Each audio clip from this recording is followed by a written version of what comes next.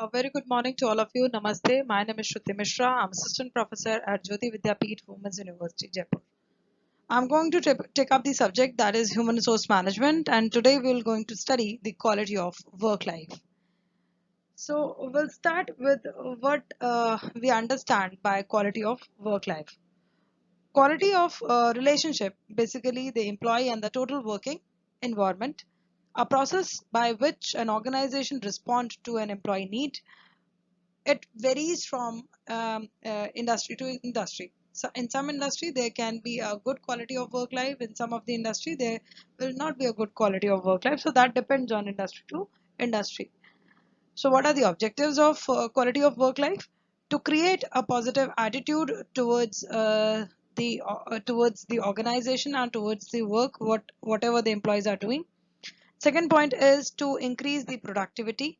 The third one says to improve the standard of living of employees. Now, what are the major issues of the QWL, that is quality of work life? The first one is pay and stability of employees. Employee will demand more in the form of the social security and welfare benefits. So basically the quality of work life increased with the standard of living and the welfare benefits which has been provided by the organization. So the basic point is pay and stability of the employees, means they should get the good pay in the organization, so that increase the standard of living, and as well as the stability means the job security should be there. Now the second major issue of the quality of work life is job security.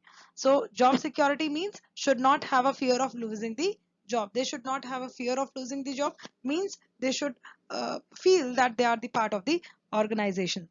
System with healthy working conditions and optimum financial security.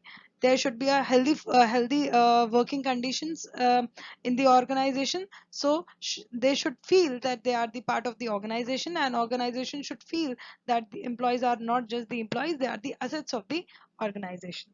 The third is a major issue which will be counted as occupational stress. Due to the working conditions, working schedules, hypertension, irritability, etc., increase the occupational stress. So organization or the department should give the workload in the only manner in which they feel that the employee can do it in a positive way. If employee feel overburdened with the task or the job which has been assigned to the employee, that will create an hypertension, that will create the irritation in the employees, and that will decrease the quality of work life. The fourth major issue will be counted as adequacy of resources.